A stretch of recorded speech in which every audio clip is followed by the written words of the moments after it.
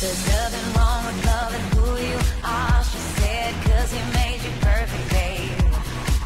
Lady Gaga. Hello. Hello, how are you? I'm wonderful. How are you? I'm wonderful too. Good.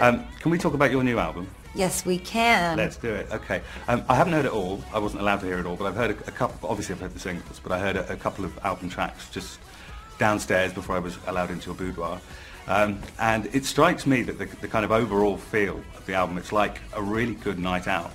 Like the kind of night where you're doing tequila shots at 4 in the morning, that kind Well, of night. thank you. That's exactly how I wanted it to sound. I wanted to make an album that you would pop right into your record player, CD player, iPod, whatever it is that you choose, play it start to finish, and celebrate yourself. Excellent. One of the tracks that I got to hear is called Hair. And the lyric in it is, I'm as free as my hair. Well, I don't know where it leaves me, probably in jail, but...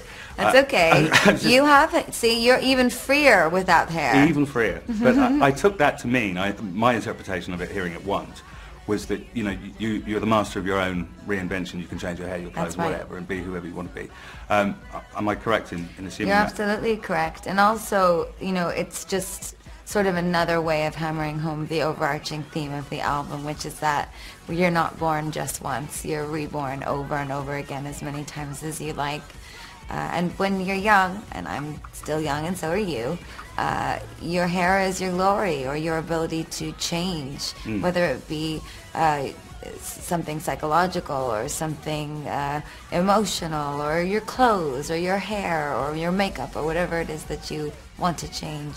The song is a metaphor, and for me, as put on as many wigs and hats and shoes as you like until you find the ones that best fit you, and then fight to the death for that identity for the rest of your life.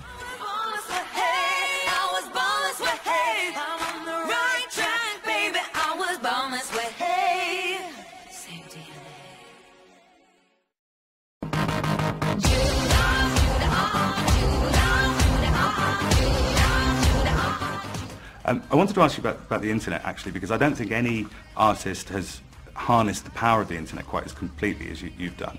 Obviously, there's Twitter, but, you know, all views on YouTube and all the rest of it. Do you think the kind of fame and the kind of influence that you have would have been possible without the internet?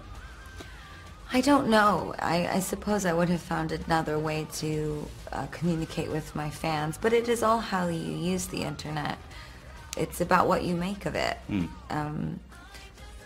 Between talking about my record and communicating with my fans and staying connected to the community of monsters, which in essence on the internet exists entirely outside of pop music. It has almost nothing to do with the music industry. Little Monsters has become a culture all on its own that has nothing to do with charts and singles and albums.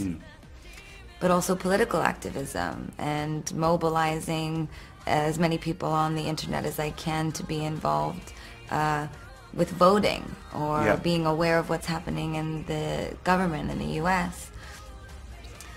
I think it's just how you use it. You know, there is also an element of fame and narcissism and hubris associated with the internet and having the ability to speak to so many people so instantly all the time.